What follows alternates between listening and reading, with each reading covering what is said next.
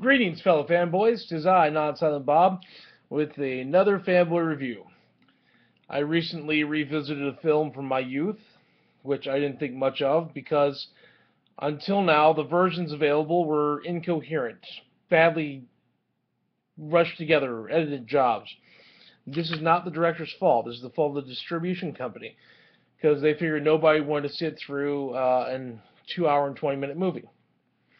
That film is Brazil, now available in the final cut 142-minute version. Previously, this film had been butchered terribly, cut down in the American version, and also a happy ending Love Conquers All version.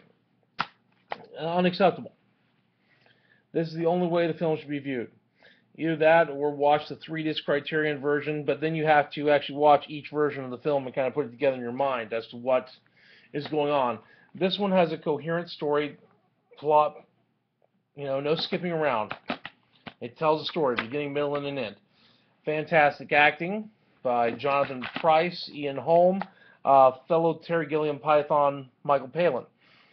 This is a Terry Gilliam film. He's directed such movies as most of your Python films: Holy Grail, Meaning of Life, Life of Brian. Co-directed them with his friend Terry Jones.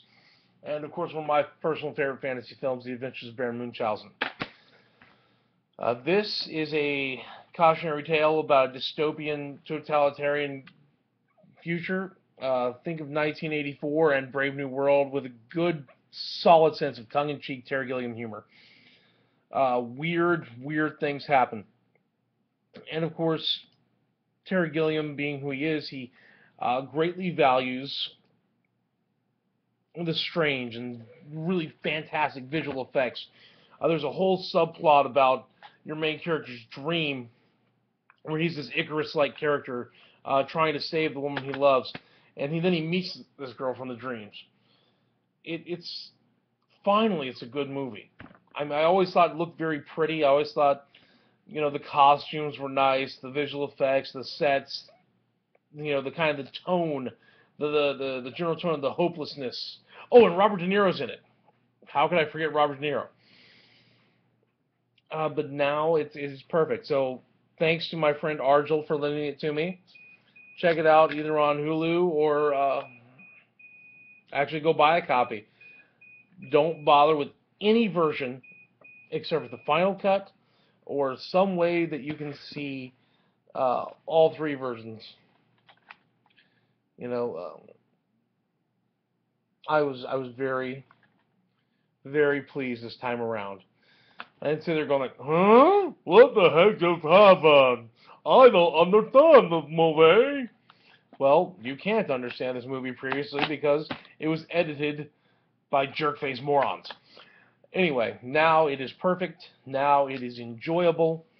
Instead of concentrating on how lost you are in the plot, you can just say, oh, wow, I get it. It's a dystopian future with a totalitarian bureaucratic government.